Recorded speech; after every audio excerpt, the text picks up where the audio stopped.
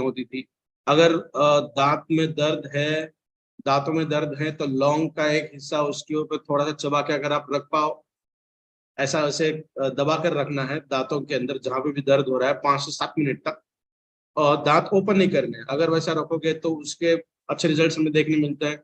हमारे प्रोडक्ट के अंदर भी लौंग है, तो इसका मतलब वो दांतों के ऊपर भी असर करेगा, मुसड़ों को ठीक करने का काम करेगा। अदरक अगर यूज कर रहे हैं तो एंटी इंफ्लेमेटरी की तहत काम करता है, ब्लड को प्यूरिफाई करने का काम करता है, आपके हार्ट के लिए अच्छा है, आपके मेमोरी के लिए अच्छा है, आपकी आंखों की विजन के लिए अच्छा काम करता है। तो हिमालयस मोर पावर के अंदर भी जिंजर है, अदरक है, इसका मतलब इन सभी चीजों के अंदर अपना प्रोडक्ट शानदार तरीके से काम करता है। तो वैरायटी ऑफ रिजल्ट्स हमें देखने मिलते हैं। बट आज स्पेशली आज हम बात करने वाले हैं अर्थराइटिस, किसी भी तरह का अर्थराइटिस हो। ठीक है, तो आइए शुरू करते हैं आज का प्रेजेंटेशन। सर, अगर मेरा प्रेजेंटेशन शुरू हो चुका है तो मुझे जस्ट एक बार बता देना कि स्लाइड मेरी शेयर हो रही है।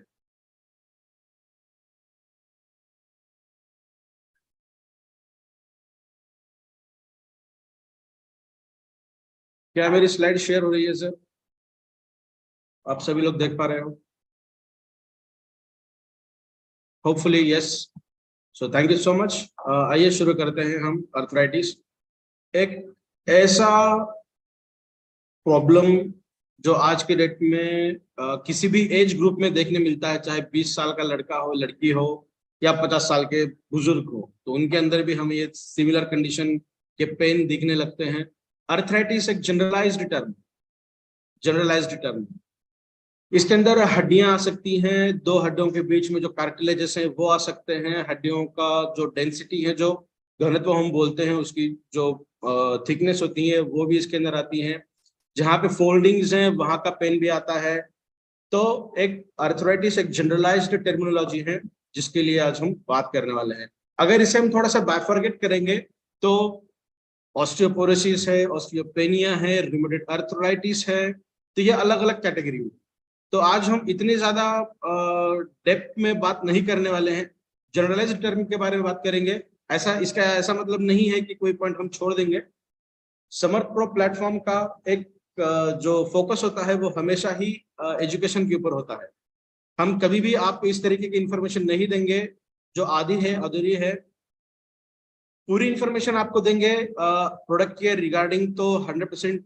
बहुत सारे वीडियोस भी आपके पास होंगे, यूट्यूब चैनल के अंदर बहुत सारे वीडियोस भी हैं। उसको छोड़ते हुए अगर कोई चीज हमें अलग से करनी पड़ती है तो डेफिनेटली समर्थ प्रो प्लेटफॉर्म आपको वो भी चीज बताती है कि आप ये करके देखिए, इससे भी आपको बहुत ज्यादा फायदे मिलेंगे। So you are welcome in a special session depend on the arthritis, जिसे एक तरीके का नाम भी कहते हैं, that is a silent killer. Silent killer क्यों कहा जाता है ये हम थोड़ी देर में देखने वाले हैं। तो सबसे इंपॉर्टेंट जो अर्थराइटिकल सिम्टम्स हमें देखने मिलती हैं, अभी हम बात करते हैं यंगस्टर्स जो है वो बहुत स्ट्रांग है, ऐसा एज्यूम कर हम अभी यह स्लाइड के ऊपर फोकस करने वाले हैं। इसका मतलब जिनकी एज 45 या फिर 50 अबोव है, उनके अंदर क्या क्या दिक्कतें आ सकती हैं, और जो दिक्कतें आती हैं वो बोन्स रिलेटेड होती हैं, टू द पॉइंट। तो बोन के अंदर क्या क्या दिक्कत आ सकती है? सबसे इंपॉर्टेंट है कि बोन की जो डेंसिटी होती है वो धीरे धीरे कम होने लगती है, और बोन की डेंसिटी रिलेटेड अगर कोई इश्यू है तो इसे हम कहते हैं ऑस्टियोपोरोसिस। तो सबसे पहली जो टर्म आती है उसे कहते हैं हम ऑस्टियोपेनिया, उसके बाद आती है ऑस्टियोपोरोसिस, और उसके बाद तो ऑस्टियोपोरोसिस और डेप्थ में अगर चला जाए तो बहुत दिक्कत आ सकती है। तो अभी ये ऑस्टियोपोरोसिस एक्चुअली होता क्या है? तो जिनकी एज 50-55 प्लस है, वो अगर किसी ठोस सतह पे, एक हार्ड सरफेस पे अगर अचानक से बैठ जाए, थोड़ा सा हार्ड बैठ जाए, जल्दबाजी में बैठ जाए, तो उनके हिप जॉइंट्स के अंदर क्रैक होने की जो चांसेस है वो 80% से ज्यादा है। हिप जॉइंट्स क्रैक हो सकती हैं। अगर चलते चलते किसी ये फुटबॉल है समझिए, बहुत ज्यादा कठोर है, उसे किक मार दिया तो जो फिंगर्स है वहां पे क्रैक होने के चांसेस है। इसका मतलब किसी भी सरफेस पे, हार्ड सरफेस पे, अगर आपका ध्यान नहीं है और जल्दबाजी में आपने कुछ कदम उठा लिए तो बोन रिलेटेड प्रॉब्लम हो सकती है। उसका मेजर रीजन है कि आपके बोन्स के अंदर का जो कैल्शियम है वो बहुत कम हुआ है। तो यहाँ पे आप देख सकते हो इस डायग्राम में, एक सेकेंड, अगर वेयर इज माय पेन, अरे, तो अनफॉर्चुनेटली पेन यहाँ पे ओपन नहीं हो पा रही है। तो मेरा कर्सर, आई होप कर्सर मेरा दिख रहा है। तो ये जो हिस्सा है,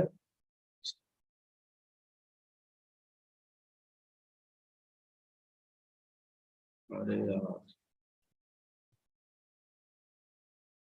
सो चलिए, आई होप मेरा कर्सर यहाँ पे दिख रहा है। तो लेफ्ट हैंड साइड में जो डायग्राम दिया है जहाँ पे हेल्दी स्ट्रॉन्ग बोन्स दिया गया है, वो जो बोन है वो बहुत ज्यादा डेंस है, जो यंगस्टर्स के अंदर पाया जाता है, जो नौजवान बच्चे होते हैं उनके अंदर पाया जाता है। उनकी हड्डियों का जो संरचना है वो बहुत ज्यादा अच्छी है, बहुत ज्यादा भरी हुई है, कैल्शियम उसके अंदर बहुत ज्यादा अमाउंट में प्रेजेंट है।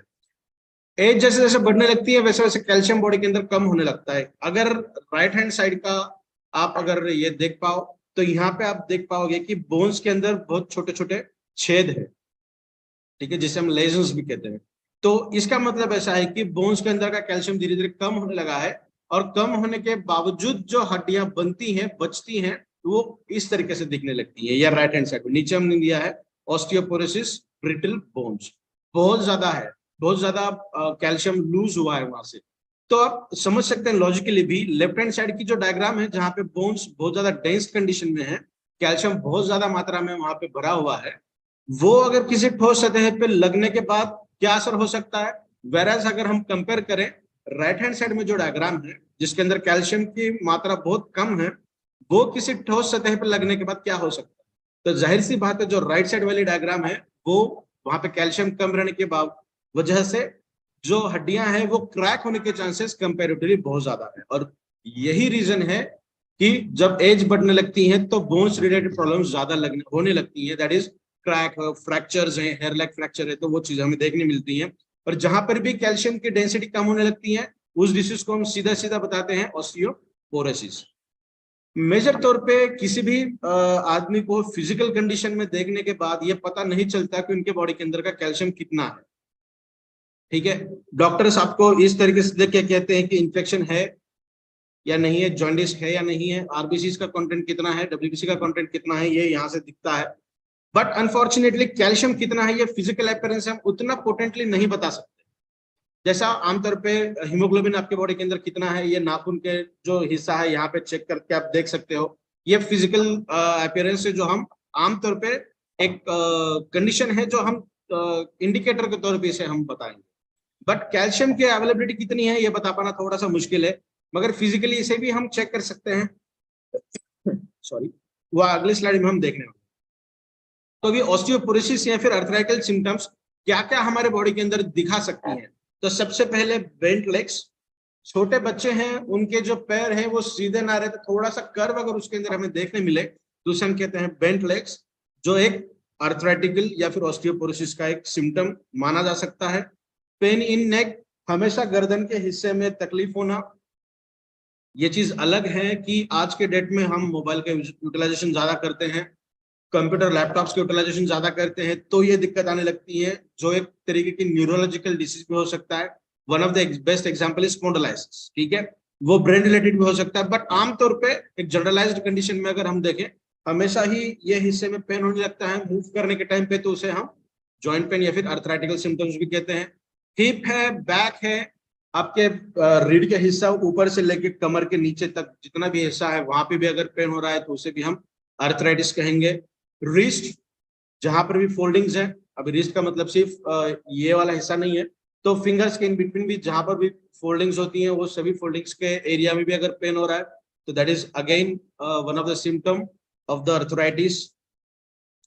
Fracture even without an accident, accident होने के बाद फ्रैक्चर अगर हुआ तो वो कहा जा सकता है कि ठीक है, बट किसी भी तरीके का एक्सीडेंट नहीं हुआ मगर फिर भी बोन फ्रैक्चर्स होने लगे तो उसे हम कहेंगे सिंपली ऑस्टियोपोरोसिस। जैसा अभी हम डिस्कस कर रहे थे, हार्ड सरफेस पर, ठोस सतह पर बैठने के बाद या फिर चलते चलते किसी चीज को थोड़ा सा ठोकर लगने के बाद अगर फ्रैक्चर होने लगे तो ये समझ जाना चाहिए कि आपके बॉडी के अंदर कैल्शियम बहुत कम मात्रा में है। और सबसे लास्ट जो यहाँ पे दिया है that is loss of height, वो भी एक सिम्टम हो सकता है आपके बॉडी के अंदर कैल्शियम बहुत कम मात्रा में है। इसका मतलब कैल्शियम कम है तो डायरेक्टली कोरिलेट हम कर सकते हैं अर्थराइटिस। तो आइए और अच्छी तरीके से इसके ऊपर हम बात करेंगे। तो अभी टाइप ऑफ अर्थराइटिस, क्या क्या टाइप्स है इसके। तो सबसे पहले ये डायग्राम आप देख पा रहे हो तो that is a healthy one, ये एक बोन है, ये बोन को ढकने वाला हमारा मांसपेशी वाला हिस्सा है। दो बोन्स को एक दूसरे के साथ जुड़ने से बचाने के लिए जो इन बिटवीन लेयर होती है, ज्यादा डेप्थ में बात ना करते हुए इसे सिंपली कहेंगे हम, दैट इज कार्टिलेज। तो वो कार्टिलेज है जो एक बोन्स को एक दूसरे के साथ घिसने नहीं देगा। जैसे जैसे ये बीच का हिस्सा कम होने लगेगा, कार्टिलेजेस कम होने लगेंगे, उसे वो कन्वर्ट हो जाएगा ऑस्टियोआर्थराइटिस। इसका मतलब कैल्शियम डिफिशियंसी कंडीशन तो है ही, बट जो कार्टिलेजेस हैं वो भी धीरे धीरे कम होने लगी है। आप यहाँ पे थोड़ा सा गौर से देखिए, अगर कार्टिलेजेस इतने कम मात्रा में है, क्या आप देख पा रहे हो ये छोटी सी डायग्राम? यस। तो ये जो सेंटर वाली डायग्राम है, यहाँ पे लेफ्ट हैंड साइड में आप देख पा रहे हो, यहाँ पे छोटा सा ब्लू वाला हिस्सा है। अगर कार्टिलेजेस इतनी मात्रा में भी है तो definitely here is more power. इस वाली डायग्राम को जो सेंटर वाली है इसे कन्वर्ट करेगा फर्स्ट वाले डायग्राम में, डेफिनेटली। मगर रूमेटॉइड आर्थराइटिस का मतलब होता है कि ये कार्टिलेजेस 100% खत्म हो चुकी है, हड्डियां एक दूसरे के ऊपर घिसने लगी है। तो ये बता पाना मुश्किल है, ये हड्डियों के अंदर तो कैल्शियम डेफिनेटली दे देगा, वापस रिस्टोर कर देगा, बट ये जो कार्टिलेजेस है वो 100% खत्म हो चुके हैं, उसे वापस लाने का जो प्रयास है वो प्रोडक्ट तो करेगा, बट बहुत ज्यादा मुश्किल भरा काम होगा। बिकॉज कोई चीज अगर पूरी तरीके से खत्म हो जाए तो उसे किसी भी न्यूट्रासिटिकल से रिकवर करना बहुत ज्यादा मुश्किल है। हाँ, वो 5%, 10%, 15%, 20% अवेलेबल है, तो उस अवेलेबिलिटी को पकड़कर उसे वो बढ़ाने का काम डेफिनेटली करेगा। तो जब भी रूमेटॉइड आर्थराइटिस के लिए अपना प्रोडक्ट आप देते हैं तो डेफिनेटली उनके जो क्लिनिकल रिपोर्ट्स हैं वो थोड़ा सा चेक करिएगा, ताकि आपको ये चीज समझ में आए। बहुत बार हमने ये भी डिस्कस किया है कि रिपोर्ट्स किस तरीके से पढ़ी जाए। उसके बाद थोड़ा सा रूमेटॉइड के लिए यहाँ पे हम देखें, जब भी मौसम में बदलाव आता है, ठंड है या फिर बारिश के दिन है या फिर बादल आ चुके हैं, उस टाइम पे अगर आपको जॉइंट्स के अंदर पेन होने लगे तो उसे हम कहेंगे सिंपली रूमेटॉइड आर्थराइटिस। मराठी में या फिर हिंदी में उसे हम संधिवात कहते हैं, ठीक है। तो यहाँ पे एक नॉर्मल बोन दिया है, सिमिलर कंडीशन यहाँ पे दिए हैं हमने रूमेटॉइड के अंदर। जो कार्टिलेजेस है वो धीरे धीरे कम होने लगी है और ये जो दो हड्डियां हैं एक दूसरे के नजदीक आने लगी हैं। तो रूमेटॉइड आर्थराइटिस कहाँ कहाँ हो सकता है? ये सिर्फ नी का हिस्सा नहीं है, घुटनों का हिस्सा नहीं है, जहां पर भी फोल्डिंग्स है, ये वाला हिस्सा है, आपके रिस्ट है, आपके फिंगर्स हैं, आपका शोल्डर है। तो जो भी हिस्सा है जहां पे फोल्डिंग्स होती है, वहां पे भी अगर तकलीफ होने लगे तो इसे हम सिंपली ऑस्टियोआर्थराइटिस के अंदर कन्वर्ट करते हैं। तो अभी देखते हैं कि क्या क्या इसके सिम्टम्स आपके बॉडी के अंदर आपको देखने मिलती है। तो सबसे जो पहला सिम्टम है, आर्थराइटिकल प्रॉब्लम से आप जूझ रहे हैं, तो आपकी जो लाइफ है वो हमेशा से ही कॉम्प्रोमाइज्ड होने लगती है। इसका मतलब ये जो पेन है उसे आप मान चुके हैं कि ये पेन तो जिंदगी भर मेरे साथ रहे। ऐसा कहा जाता है कि आर्थराइटिकल पेन, जब भी एलोपैथिक मेडिकेशन हम लेते हैं तब तक तो वो अच्छी तरीके से काम करेगा, बट जब मेडिकेशंस बंद होने लगती हैं तब फिर से धीरे धीरे उसका असर हमें देखने मिलता है। बिकॉज मेडिकल कैटेगरी में जो पेन है, किसी भी तरीके का पेन, मोर स्पेसिफिकली आर्थराइटिकल पेन अगर हम बात करें, तो उसे किसी भी तरीके का अलाइन कंडीशन दी नहीं। ये कोई भी डॉक्टर ये बता नहीं पाएगा कि ये 100% क्योर हो जाएगा, बट ये हमारा अच्छा प्रयास है। हिबार is more power, that is one kind of nutraceutical की आपके बॉडी के अंदर का कैल्शियम लेवल बढ़ा दे। वो आने वाले स्लाइड्स के अंदर हम देखेंगे किस तरीके से काम करेगा। तो सबसे पहले आर्थराइटिकल प्रॉब्लम से आज जूझ रहे हैं तो आपकी लाइफ हमेशा ही कॉम्प्रोमाइज्ड तरीके से होने लगती है। उसके बाद अगर हम देखें, there is no correct guideline regarding pain management. जो अभी हम बात कर रहे थे कि किसी भी तरीके की करेक्ट गाइडलाइन पेन रिलेटेड नहीं है। किसी भी मेडिकल इंडस्ट्री की हम बात करें तो आयुर्वेद एकमात्र ऐसा मेडिकल साइंस है, एकमात्र ऐसा मेडिसिन का एक सेक्टर है जहां पे 100% आपकी जो सेल की फंक्शनिंग है वो रिस्टोर करने का काम करती है, ठीक है। But again I am telling that is there is no correct guideline for the pain management. तो जब भी किसी पेन के लिए प्रोडक्ट कोई भी रिकमेंड कर रहा है तो ये चीज जरूर बताना कि पेन के लिए मैनेजमेंट नहीं है। But yes, definitely we are having so many testimonials regarding the same। इस तरीके से बात करके आप उन्हें दे सकते हैं।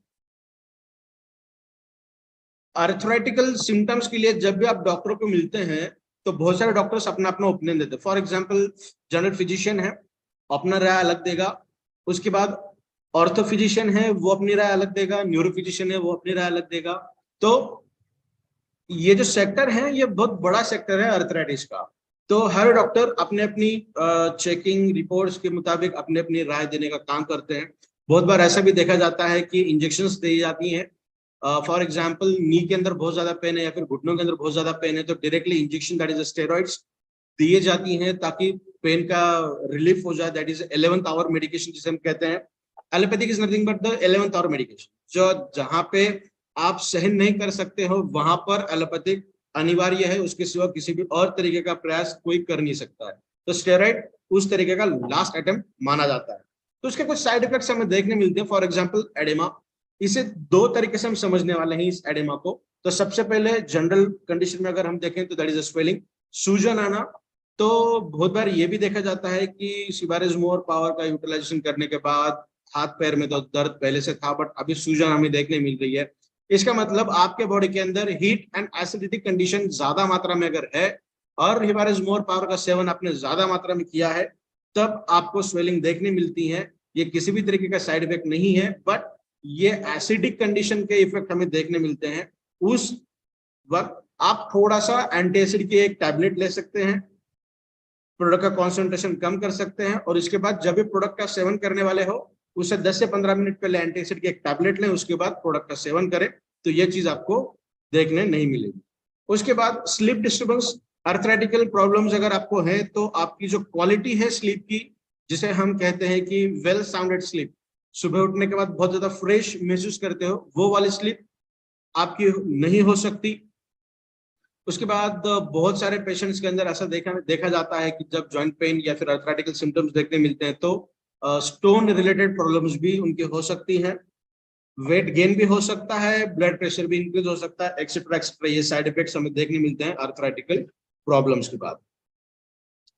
अभी हम थोड़ा सा देखेंगे, जो हम बात कर रहे थे कि फिजिकल अपीयरेंस जो है वो किस तरीके का फिजिकल अपीयरेंस हम समझ सकते हैं कि अपना बॉडी के अंदर कैल्शियम की अवेलेबिलिटी कितनी है। मान के चलिएगा ये आप यंगर एज में हैं और आपकी हाइट कितनी है, मान के चलें कि 6 फीट की हाइट है फॉर एग्जाम्पल। जैसे जैसे एज बढ़ने लगती है वैसे वैसे कैल्शियम कम होने लगता है, जो हमने पहले स्लाइड के अंदर देखा है। तो अगर आपकी हाइट सक्सेसफुली कम होने लगी है, आपकी हाइट अगर कम होने लगी है, इसका मतलब ये मान सकते हैं हम कि आपके बॉडी के अंदर का जो कैल्शियम है वो कम, डेफिनेटली कम हुआ है। तो ये पहला। और जो दूसरा है वो हम देख सकते हैं, जो हमेशा मैं बताता हूं, जब आप सीधा बैठे हैं ये जो आपका शोल्डर लेवल है ये एकदम स्ट्रेट है। अगर ये शोल्डर लेवल धीरे धीरे कम होने लगा, पीठ का हिस्सा बाहर निकलने लगा, इसका मतलब आपके बॉडी के अंदर कैल्शियम की डेफिशिएंसी 100% अवेलेबल है, 100% है। अभी यहाँ पे आप देख सकते हैं, यहाँ पे एक तो हाइट कम हो चुकी है और दूसरा ये जो शोल्डर का हिस्सा है ये अभी पीछे बैक साइड का अगर हम देखें तो बहुत स्ट्रेट है। यहाँ पे स्ट्रेट वाला हिस्सा नहीं है, ये जो पीठ वाला हिस्सा है ये बाहर निकला हुआ है। इसका मतलब शोल्डर का जो लेवल है, जो रेशो है वो आगे की तरफ मुड़ा हुआ है। इसका मतलब कैल्शियम डिफिशियंसी आपके बॉडी के अंदर है। तो अभी हम देखेंगे कि आपके बॉडी के अंदर जो कैल्शियम है उसे किस तरीके से चेक किया जाता है। तो टी स्कोर नाम का एक रिपोर्ट आपको मिलती है जब आप आर्थराइटिकल, जस्ट अ मोमेंट, एक सेकंड का वक्त दीजिएगा मुझे।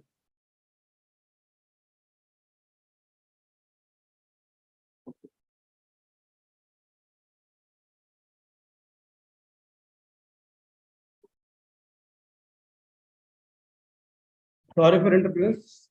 तो ये जो मैं बता रहा था कि ये जो टी स्कोर है, ये टी स्कोर किस तरीके से हम देख सकते हैं, किस तरीके से देखा जाता है। तो नॉर्मल आपके बॉडी के अंदर कैल्शियम का लेवल कितना होता है, दैट इज +1 to -1।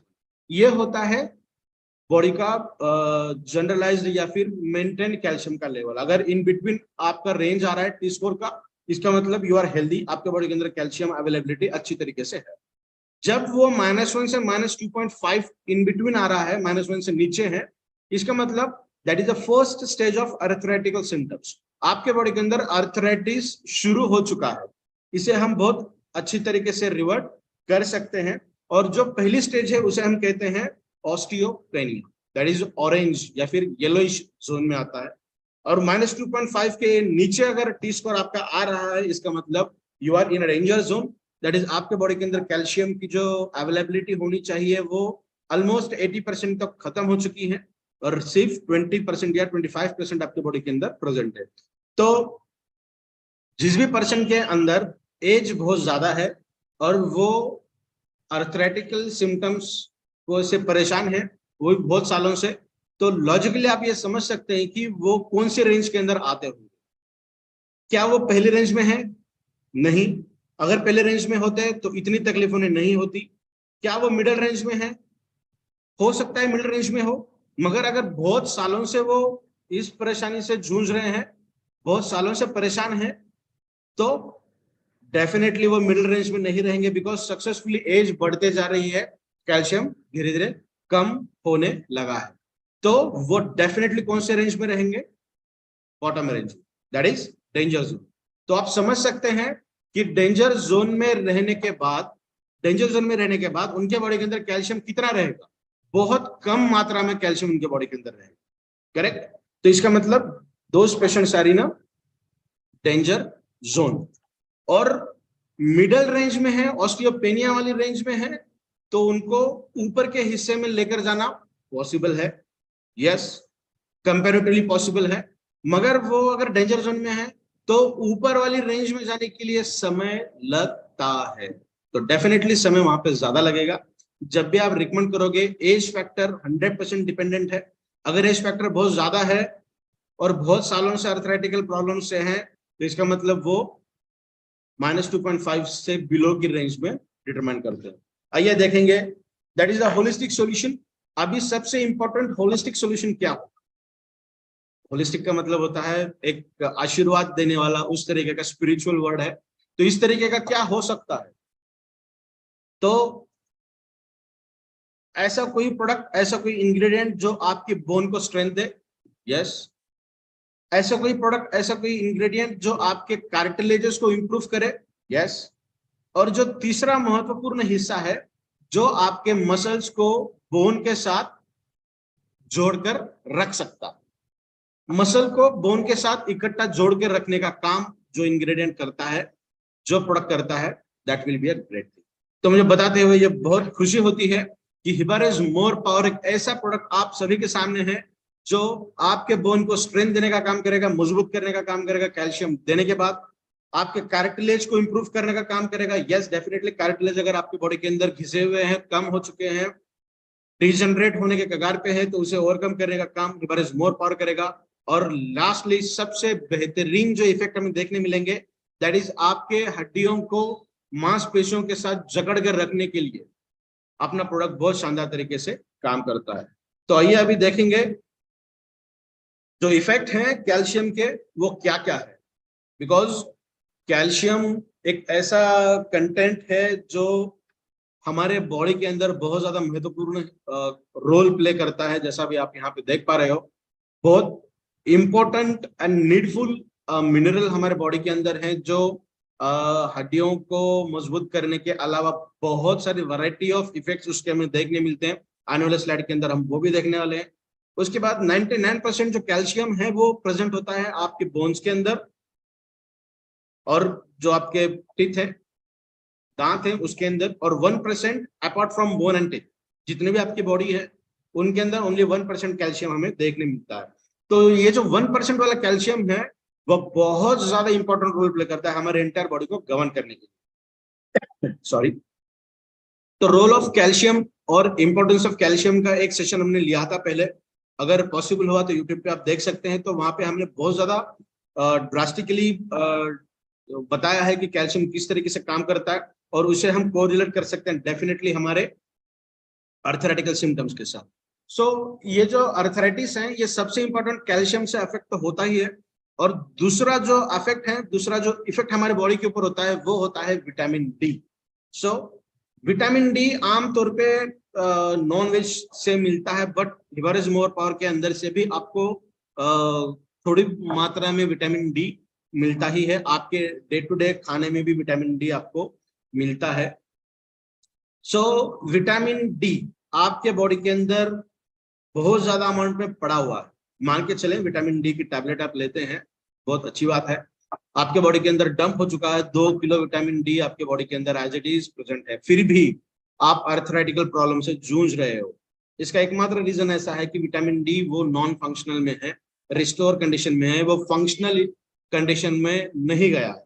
तो विटामिन डी 2 ये नॉन फंक्शनल है, आपके बॉडी के अंदर पड़ा हुआ है, सैचुरेट हो चुका है विटामिन डी 2। और जो फंक्शनल होता है उसे हम जनरलाइज सिंपली बात कर रहे हैं, एकदम डेप्थ में नहीं बात करेंगे। तो जो फंक्शनल है उसे हम कहेंगे विटामिन डी। तो जब भी विटामिन डी की हम बात करेंगे, वो फंक्शनल की ही बात करेंगे, तो मान के चलिएगा कि हम विटामिन डी 3 की बात करेंगे। तो विटामिन डी 2 से विटामिन डी 3 वो तभी कन्वर्ट होगा जब आप सनलाइट के अंदर वॉक कर रहे हो। तो अर्थराइटिकल प्रॉब्लम्स के अंदर अगर आपको बेहतरीन रिजल्ट चाहिए तो हिबारिस मोर पावर का सेवन तो अनिवार्य ही है, और उसी के साथ साथ 15 से 20 मिनट सुबह और शाम वॉकिंग करना बहुत ज्यादा जरूरी है। सुबह की वॉकिंग सनलाइट के अंदर ही होनी चाहिए, आपके एंटायर बॉडी के ऊपर सनलाइट आनी चाहिए, और वो ट्रिगरिंग फैक्टर है विटामिन डी 2 को, that is a non functional को विटामिन डी 3 के अंदर कन्वर्ट करने के लिए। उसके अलावा 5% से 7% ही विटामिन डी 2 डी 3 के अंदर कन्वर्ट होता है। Rest of the vitamin D as it is आपके बॉडी के अंदर डंप होता है, वो सिर्फ तभी कन्वर्ट होगा जब आप सनलाइट के अंदर मूव कर रहे हो। और साथ ही ओमेगा 3 फैटी एसिड्स अपने प्रोडक्ट के अंदर शानदार अमाउंट में प्रेजेंट है, जो आपके बॉडी के अंदर कैल्शियम हो सॉरी कार्टिलेजेस हैं, और जितने भी फैटी एसिड्स हैं जो इसेंशियल लगती हैं हमारे बॉडी को गवर्न करने के लिए, मेंटेन करने के लिए, वो अपने प्रोडक्ट से मिलता है। और lastly but not the least that is antioxidants. Antioxidant भी बहुत ज्यादा इंपॉर्टेंट रोल प्ले करती हैं आपकी इम्यून सिस्टम को और आपके सेल्स को अच्छी तरीके से मेंटेन एंड गवर्न करने के लिए। अभी हम देखते हैं कि हमारे बॉडी के अंदर एक्चुअली कैल्शियम डेफिशिएंस क्यों होता है, कैल्शियम डेफिशिएंस कंडीशन क्यों आती है। तो ये एक न्यूरोट्रांसमीटर है। जब भी हम जनरल प्रोडक्ट की रिगार्डिंग बात करते हैं तो ये पिक्चर आपने देखी होगी, तो इसके ऊपर ज्यादा बात करने की जरूरत नहीं है। 2 से 3 मिनट के अंदर इस डायग्राम को हम थोड़ा सा देख सकते हैं।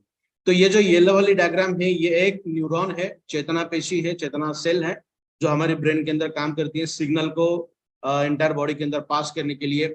आपको सेंस होता है मच्छर काटेगा तो आपका हाथ वहां पे जाता है, आप नींद में भी रहने के बावजूद भी। इसका मतलब ये न्यूरॉन्स जो है ये आपके बॉडी के अंदर बेहतरीन तरीके से काम कर रही है। तो ये जो न्यूरॉन्स है उनका काम क्या है, और उसके अंदर ये न्यूरोट्रांसमीटर सिग्नल्स जिसे हम कहते हैं लेमन लैंग्वेज में आमतौर पे, ये सिग्नल है वो ब्रेन से हाथ के पास जाता है, फिर हाथ वो काम करता है और फिर ब्रेन को पता चलता है कि हाथ ने ये काम किया।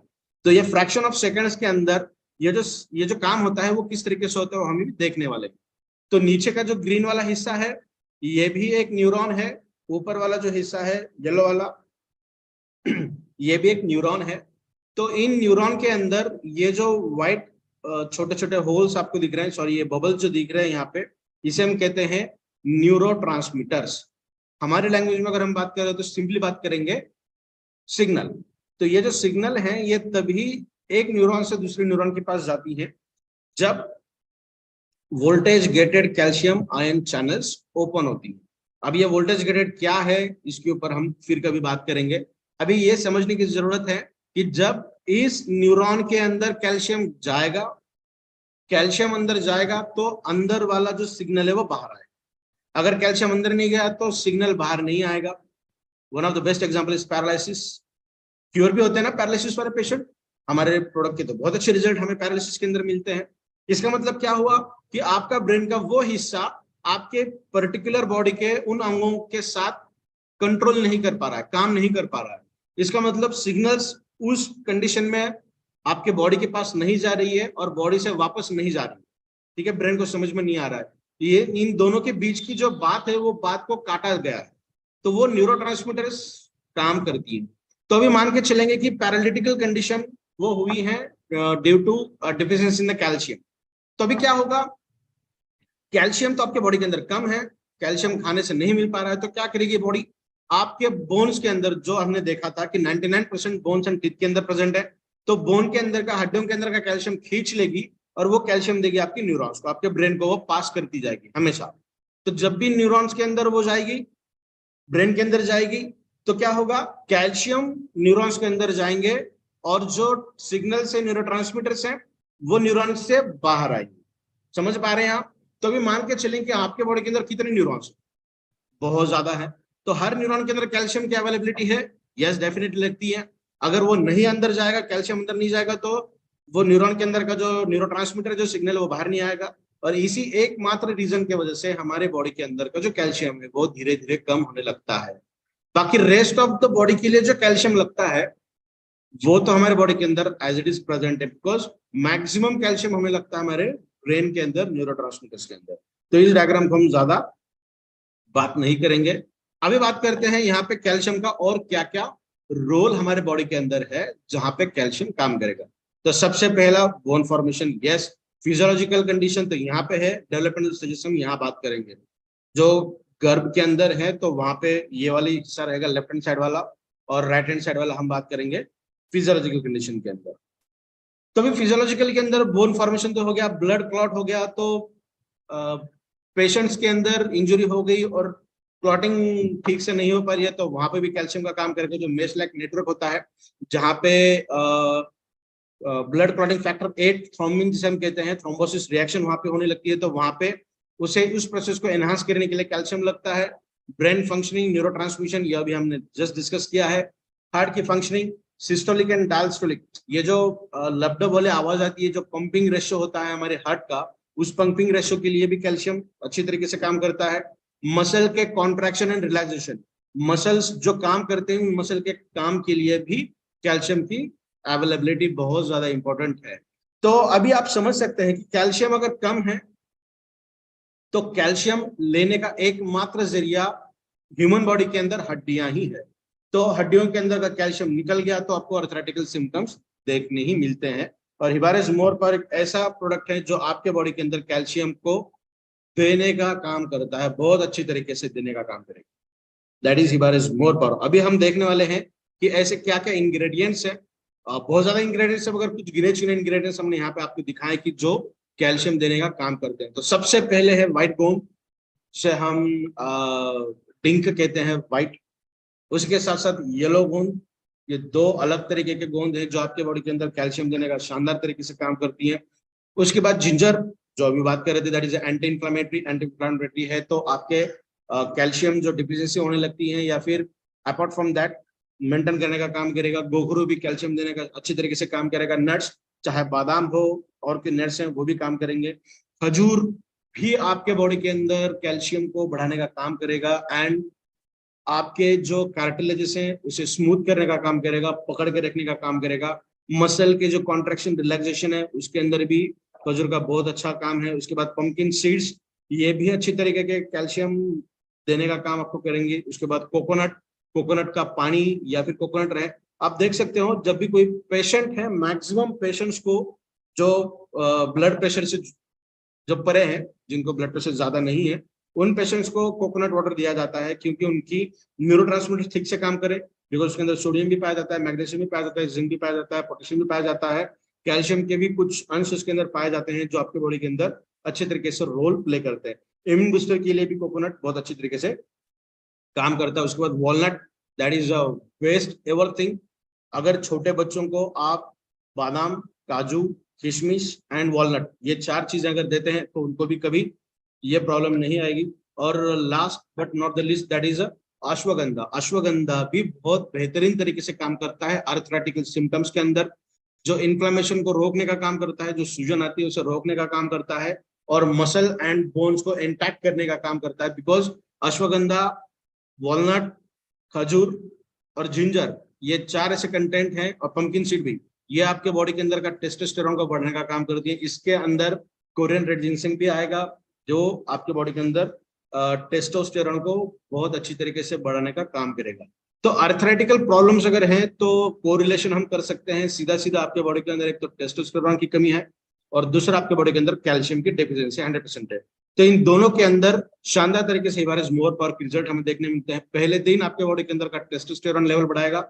टेस्टोस्टेरोन ना सिर्फ सेक्सुअल अपलिफ्टमेंट के लिए काम करता है, बट फीमेल्स हो या मेल्स हो, बच्चे हो या बूढ़े हो, उनके अंदर जो बोन्स है उन बोन्स को मांसपेशियां इकट्ठा करके रखती है। अगर मांसपेशियां खराब होने लगी मसल फाइब्रोसिस जिसे हम कहते हैं, मसल्स खराब होने लगे तो जो बोन है वो जहां पे होने चाहिए वहां नहीं रहेंगे, वो हिल जाएंगे, उनकी पोजीशन खराब हो जाएगी। तो उस पोजीशन को इंटैक्ट रखने के लिए, मेंटेन रखने के लिए मांसपेशियां बहुत अच्छी तरीके से काम करती है। और इस कंडीशन में जहां पे मांसपेशियां हड्डियों को जकड़ के रखने का काम करती है वो टेस्टोस्टेरोन से ही होता है। और इसी वजह से देयर इज मोर पावर, चाहे फीमेल्स हैं, मेल्स हैं, बूढ़े हैं, बच्चे हैं, सभी को देना जरूरी है। एज पर आयुर्वेदा 3 तरीके की बॉडी के टाइप्स हमें देखने मिलते हैं, वात है, पित्त है, कफ है।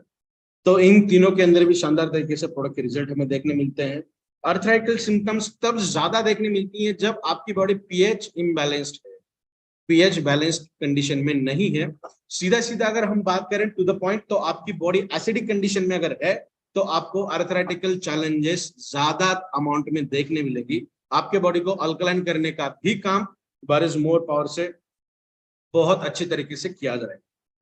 अभी यहाँ पे हमने और एक बार दिखा है एडम, तो जहां पे हम बात करेंगे अभी पीएच बैलेंस की हम बात कर रहे हैं, तो इसे थोड़ा सा कोरिलेट करते हैं हम आपके आने वाले पॉइंट के ऊपर। अगर आपको पॉसिबल है, इफ यू कैन, मैं इफ कह रहा हूं, मैंने कभी भी आज तक किसी को ये नहीं बोला कि आप ये खाना बंद करिए, वो खाना बंद करिए, बिकॉज अपने प्रोडक्ट के अंदर क्या विशेषताएं हैं वो आने वाले स्लाइड्स के अंदर हम देखने वाले हैं। बट इफ पॉसिबल, अगर पॉसिबल है तो ये जरूर करना, दैट इज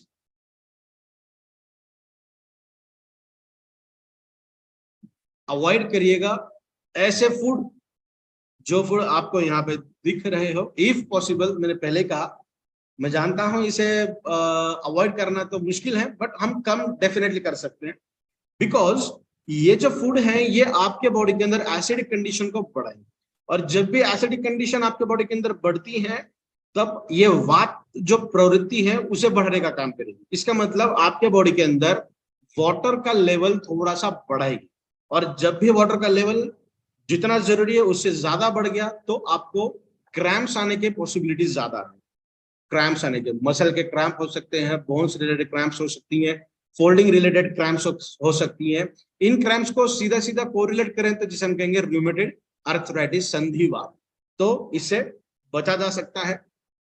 अवॉइड पॉसिबल हुआ तो बहुत अच्छी बात है, और मिनिमाइज कम करिएगा। सबसे पहले ब्रिंजल, जिन पेशेंट की जो बॉडी टाइप पे वो अगर वात है, पित्त एंड कफ के अंदर अर्थराइटिकल सिम्टम्स ऑलमोस्ट रेयर कंडीशन में नहीं रहती है, रहती नहीं है, रेयर कंडीशन में हो सकती है। बट जो वात वाले पेशेंट है, जिनकी प्रवृत्ति वात है, उनके बॉडी के अंदर अर्थराइटिकल सिम्टम्स बहुत ज्यादा देखने मिलती हैं। एटमॉस्फेरिक चेंजेस होने के बाद भी ज्यादा देखने मिलती हैं।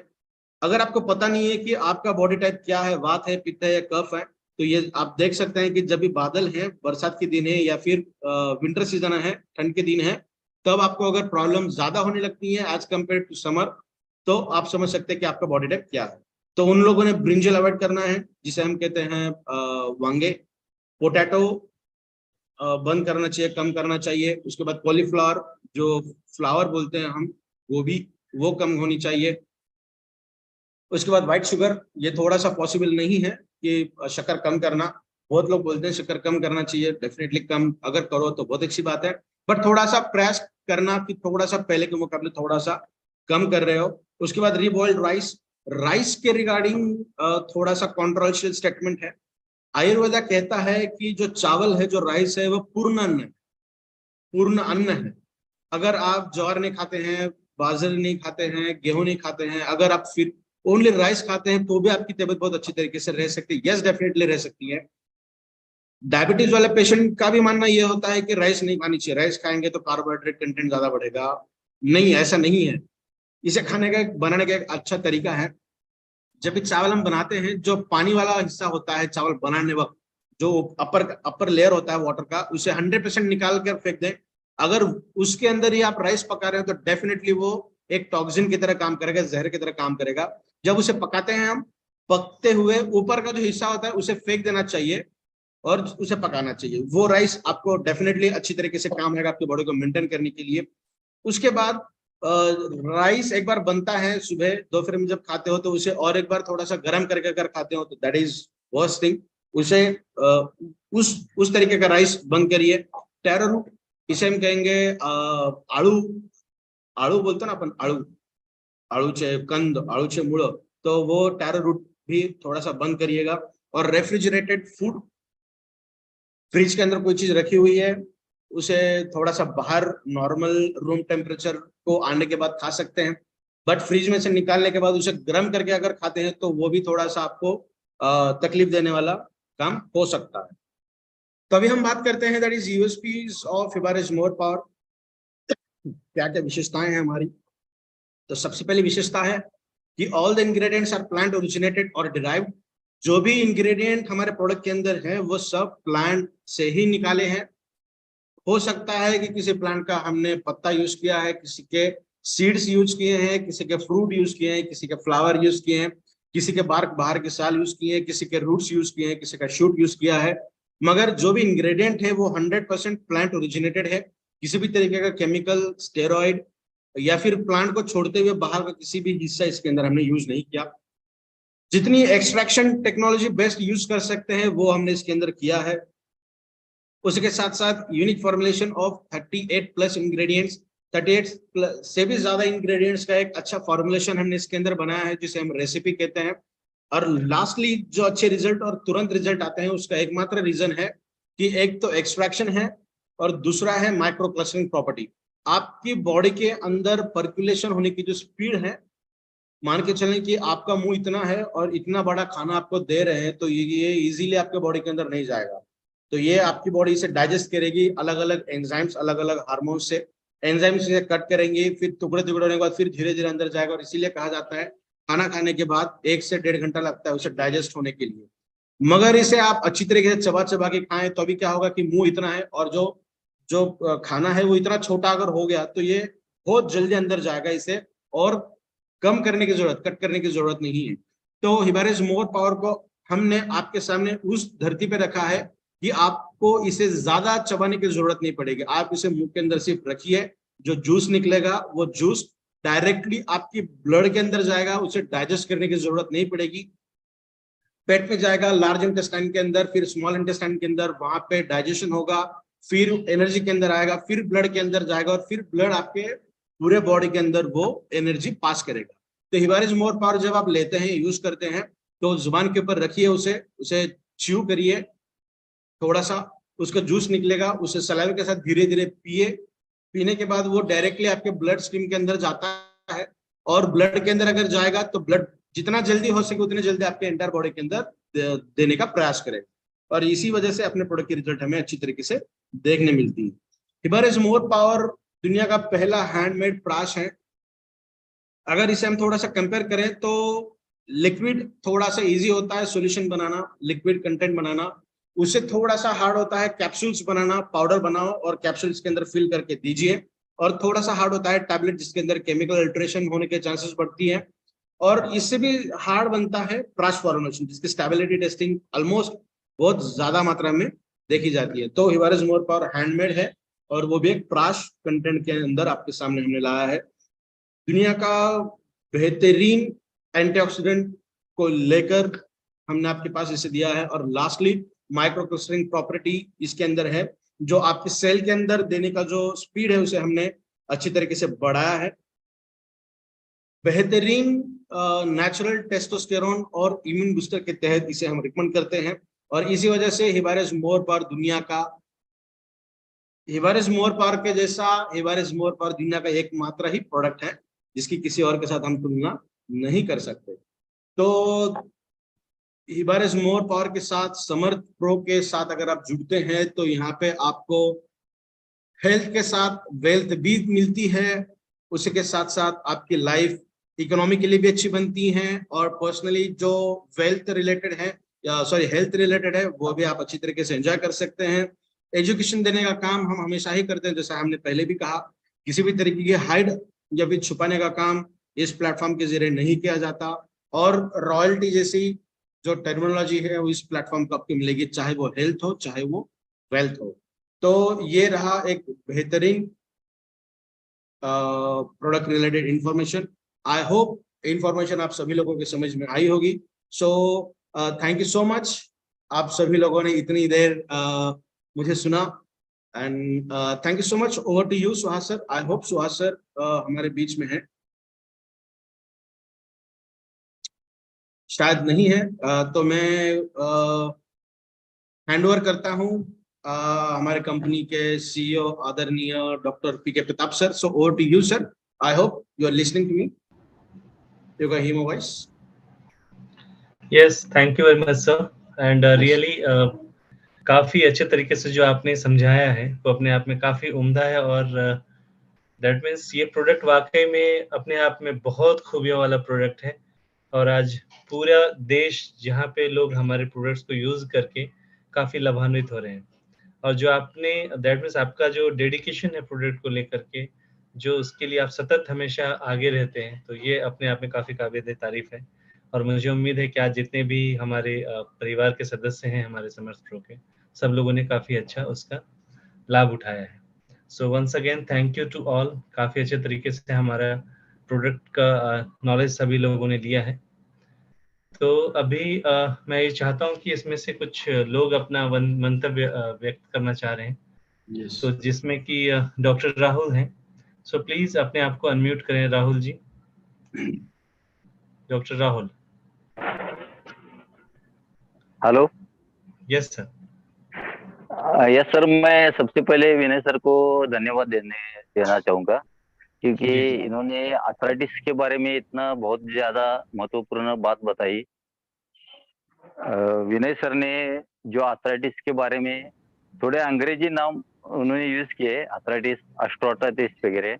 हमारी आयुर्वेदिक भाषा में आमवात, संधिवात, मूंगीवात, जड़वात, ऐसे कुछ ऐसे वातों के नाम हमने आयुर्वेदिक शास्त्र में सुने हैं। एलोपैथिक साइंस के नाम अनुसार उन्होंने बहुत अच्छी जानकारी दी, हमको समझ में आए। बहुत ज्यादा आर्थराइटिस के बारे में उन्होंने कैल्शियम डिफिशिएंसी के बारे में जो बात थी, बहुत इम्पोर्टेंट बात थी वो। B2, B3 के बारे में उन्होंने जो बताया, जो अपने बॉडी के अंदर जो सेव पड़ा हुआ जो कैल्शियम रहता है, D12 हो गया, D2, ऐसा जो पड़ा हुआ रहता है, वो यूज करने बॉडी यूज करती है और उसके डिफेंसिव बॉडी में आ सकते हैं और इसकी वजह से आर्थराइटिस आ सकता है। लेकिन मैं इतना ही बात बताता हूँ कि जो आर्थराइटिस है वो डाइजेशन सिस्टम के ऊपर बहुत ज्यादा डिपेंड करता है। जिस आदमी का डाइजेशन सिस्टम अच्छा चल रहा है उसको आर्थराइटिस के बारे में थोड़ा सा कम प्रॉब्लम्स आने लगते हैं। और यूरिक एसिड इसका महत्वपूर्ण रोल उठाता है। यूरिक एसिड बहुत इंपॉर्टेंट रहता है आर्थराइटिस के केसेस में। यूरिक एसिड का जिक्र सर ने करना जरूरी था। मैं उसी के बारे में थोड़ा सा ये सुन रहा था। यूरिक एसिड का कोई भी डिफेंस सर ने बताया नहीं, तो उसके बारे में जो अपनी बॉडी के अंदर जो एसिड बनते हैं उसमें यूरिक एसिड जो है वो आर्थराइटिस के बारे में बहुत इंपॉर्टेंट रोल बनाता है। यूरिक एसिड का जो लेवल है वो भी चेक करना बहुत इम्पोर्टेंट इस आर्थराइटिस केसेस में बहुत इम्पोर्टेंट रहता है। तो मैं एक बात विनय सर से ही यूरिक एसिड के बारे में अगर आप अपने अगले टॉपिक में जो अपने बॉडी के अंदर जो एसिड बनते हैं उसके बारे में एक टॉपिक विनय सर ले, ऐसा मैं ये करता हूँ। बहुत अच्छा जानकारी। डेफिनेटली आने वाले सेशन में हम यूरिक एसिड के ऊपर एक सेशन लेंगे सर, बेहतरीन तरीके से लेंगे, और उसके अंदर ये भी बताएंगे कि यूरिक एसिड से बोन्स क्यों बढ़ते हैं और दीवार इज मोर पावर ऐसा क्या करेगा कि वो बोन्स फिर से रिवर्ट हो जाएंगे। So thank you so much Rahul sir, thank you so much. Thank you. Yes, thank you very much sir.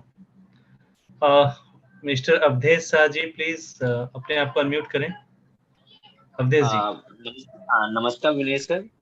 नमस्कार सर। और ठीक है सर, सभी को नमस्कार सर। मेरे साथ एक प्रॉब्लम है सर। एक्चुअली मैं सर लगभग इसको 2-3 महीने से यूज कर रहा हूँ प्रोडक्ट। ओके। तो एक में अभी तो वो कड़वापन मुंह में अभी भी आज तक रहता ही है, और दूसरा जो सर चेस्ट के नीचे पेन होता है वो आज तक कोई इम्प्रूवमेंट नहीं हुआ इस चीज में। तो इसके लिए क्या मैं कोई गलत तरीके से यूज कर रहा हूँ या कुछ ऐसा कोई प्रॉब्लम है सर? ये थोड़ा सा क्वांटिटी कम करिएगा और एसिडिटी की एक टैबलेट या फिर थोड़ा सा वॉकिंग अगर आप बढ़ाओ खाना खाने के बाद वाला तो बहुत अच्छा रहेगा। बिकॉज गैस्ट्रिक का रिलेटेड प्रॉब्लम हो सकती है वो।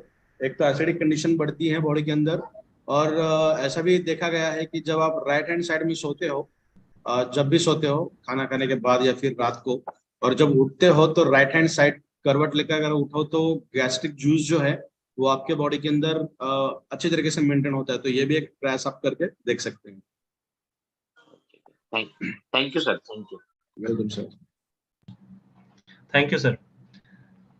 मिस्टर सुनील दिगंबर कामड़े साहब, प्लीज अपने आप को अनम्यूट करें। सुनील जी।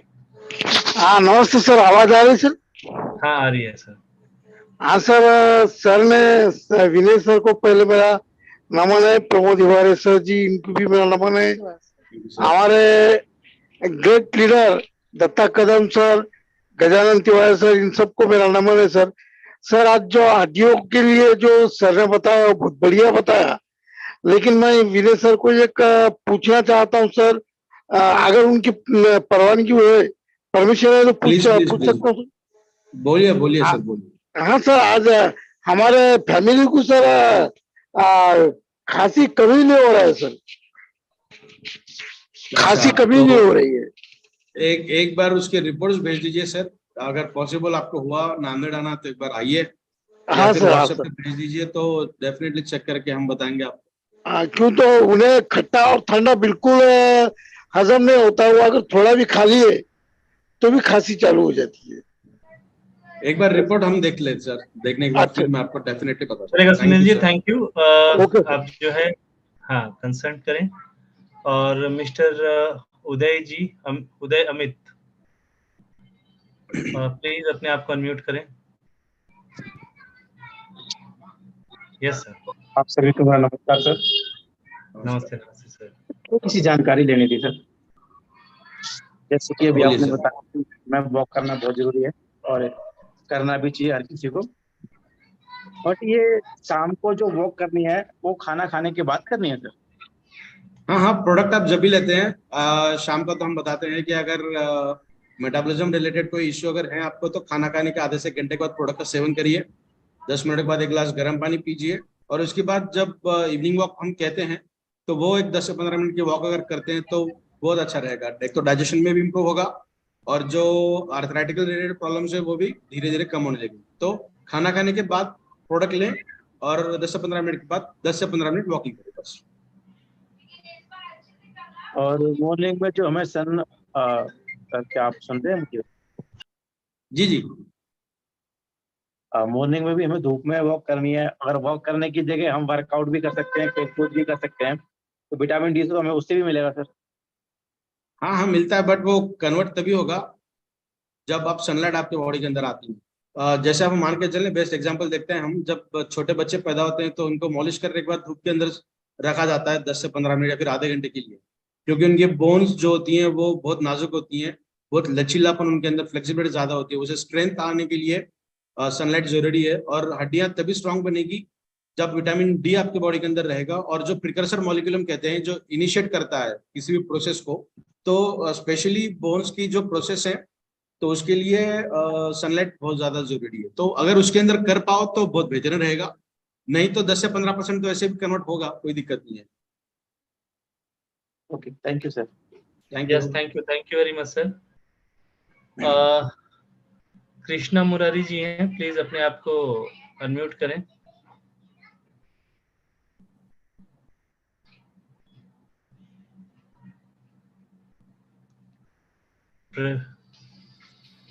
जी सर, नमस्कार। नमस्ते नमस्ते। नमस्कार सर, नमस्कार।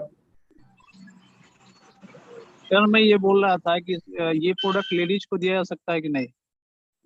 हाँ हाँ सर, दे सकते हैं, बिल्कुल दे सकते हैं। सिर्फ प्रेग्नेंट वुमन को नहीं देना है, जब पीरियड्स रहते हैं वो 5 दिन नहीं देना है, 5 या 7 दिन जो भी है, बस बाकी सभी तरीकों में दे सकते हैं। और किसी पेशेंट अगर डायलिसिस पे हैं या फिर किडनी उनकी 75 to 80% डैमेज्ड है तब भी हमें ये देना नहीं है, बाकी कंडीशन में दे सकते हैं सर, कोई दिक्कत नहीं। और आज RH फैक्टर किसी पेशेंट का पॉजिटिव है और लंबर स्पाइन में प्रॉब्लम है, उसमें प्रोडक्ट काम करेगा क्या? काम करेगा सर, एक बार फिर से रिपोर्ट चेक करनी पड़ेगी हमें, कितना डैमेज है। डीजनरेटिव डैमेज अगर रिपोर्ट के अंदर इंप्रेशन में आता है तो डीजनरेशन के लिए तो बहुत मुश्किल भरा काम हो सकता है, लॉन्गर ड्यूरेशन के लिए प्रोडक्ट यूज करना पड़ेगा। अगर डीजनरेट नहीं है तो जल्दी रिजल्ट हमें मिलेगी, कोई दिक्कत नहीं आएगी। Thank you sir. Yes thank you very much sir हम ये जो सेशन है बाकी के प्रवीण सर, प्रभात सर, प्रशांत माने सर और शशिकांत सर, आपको विनती करता हूँ कि अगर पॉसिबल हुआ तो हम फोन पे या फिर व्हाट्सएप के जरिए बात करेंगे, बिकॉज अभी थोड़ा सा थ्रोट रिलेटेड प्रॉब्लम मुझे हो रहा है, लगातार बात चल रही है। तो थैंक यू वंस अगेन, सभी को बहुत बहुत शुभकामनाएं, और जो भी प्रश्न अगर आपके रह गए हों तो आप डायरेक्टली फोन करके बात कर सकते हैं। तो और आज मीटिंग को यहीं संपन्न करते हुए हम फिर मिलेंगे। So thank you very much once again आप सभी को। Thank you so much, thank you, धन्यवाद।